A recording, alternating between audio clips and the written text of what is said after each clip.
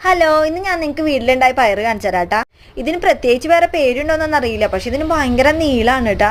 ഇതിപ്പോ നമ്മൾ വിത്തിനായിട്ട് പൊട്ടിക്കാണ്ട് നിർത്തിയിരിക്കുന്നതാണ്. തത്തകളൊന്നും കാണാത്ത കാരണമാണ് കേട്ടോ ഇതിവിടെ നിൽക്കണേ. ഇതിന് പയറുമണി കുറവായിരിക്കും കേട്ടോ, ഫ്ലഷ് ആയിരിക്കും കൂടുതൽ. നമ്മൾ ഏകദേശം ഈ ഒരു പരുവത്തിലാണ് ഇത് പൊട്ടിക്കുക. പക്ഷെ അവനെ വെല്ലുന്നത് നമ്മുടെ ഈ ചുവന്ന വള്ളിപ്പയർ തന്നെയാണ്. ഇതിൽ പയറുമണിയൊക്കെ അധികം കാരണം കൊണ്ട് ഉപ്പേരി വെച്ചിട്ടുണ്ടെങ്കിൽ സൂപ്പർ ടേസ്റ്റ് ആയിരിക്കും. ഇത് നമ്മുടെ മുരിങ്ങ മരത്തുമേക്ക് പടർന്ന് കയറിയിരിക്കുന്ന ഒരു വെറ്റിലാണ് കേട്ടാ. ഇത് അമ്പലത്തിലേക്ക് വെറ്റിലമാല കെട്ടാനൊക്കെ ആയിട്ട് ആൾക്കാർ കൊണ്ടുപോകാറുണ്ട്. ഇത് നമ്മുടെ തൊഴുത്തിന്റെ ബാക്കിൽ നിൽക്കുന്ന പുളിമരാണ്. ചാണത്തിന്റെ മൂത്രത്തിന്റെ ഒക്കെ നല്ലോണം അംശം കിട്ടുന്ന കാരണം കൊണ്ട് തന്നെ ഇവൻ അത്യാവശ്യം നല്ല അടിച്ച് മിനിച്ചാണ് വരുന്നത്. നിറച്ചു പുളി ഉണ്ടായിട്ടുണ്ട്. നിറച്ചു എന്ന് പറഞ്ഞിട്ടുണ്ടെങ്കിൽ പ്രാന്ത് പിടിച്ച പോലെയാണ് കേട്ടോ നിൽക്കുന്നത്. കാണാൻ ഭയങ്കര രസമാണ്. ഇത് നമ്മുടെ പാവലാണ്. ഇപ്പൊ മഴയൊക്കെ കിട്ടുന്ന കാരണം കൊണ്ട് തന്നെ അത്യാവശ്യം എല്ലാം നല്ല പച്ചവെച്ച് നല്ല ഭംഗിയിലാണ് നിൽക്കണത്. ഇത് നമ്മൾ അമ്പഴത്തായി വാങ്ങിച്ചു വെച്ചതാണ്. വാങ്ങിച്ചു വെച്ച അന്ന് മുതൽ ഇതും എന്നും അമ്പഴം ഉണ്ട് കേട്ടാ.